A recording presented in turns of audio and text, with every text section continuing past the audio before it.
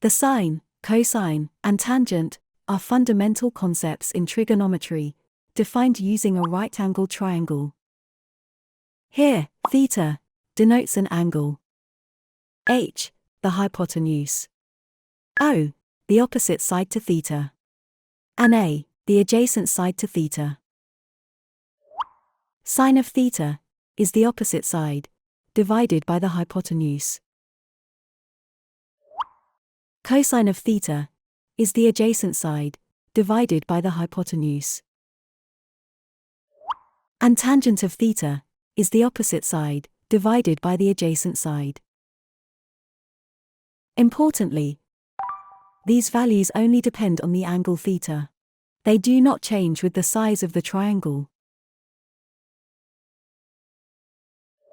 We often use sine, cosine, and tan to find missing sides or angles in a right-angled triangle. Here in this triangle, we know an angle and its opposite side. To find the hypotenuse, we use sine. The sine of 30 degrees is equal to 4 centimeters divided by the unknown. Knowing that the sine of 30 degrees is 1/2, we can solve this equation and find that the hypotenuse is 8 centimeters. Let's consider another example. Here, we know an angle and its adjacent side. To find the opposite side, we use tangent.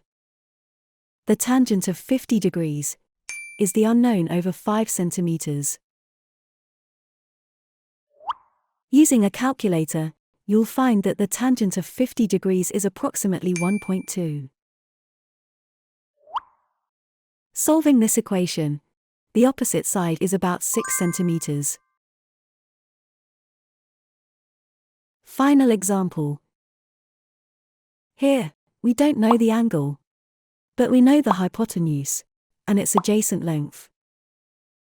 To find theta, we use cosine.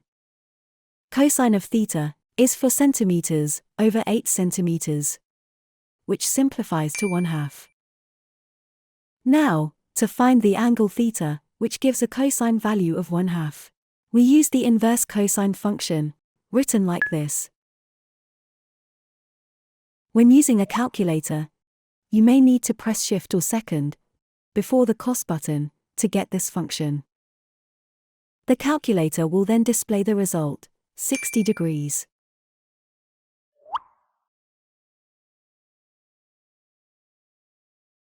It can be very helpful to remember the trigonometric values of specific angles.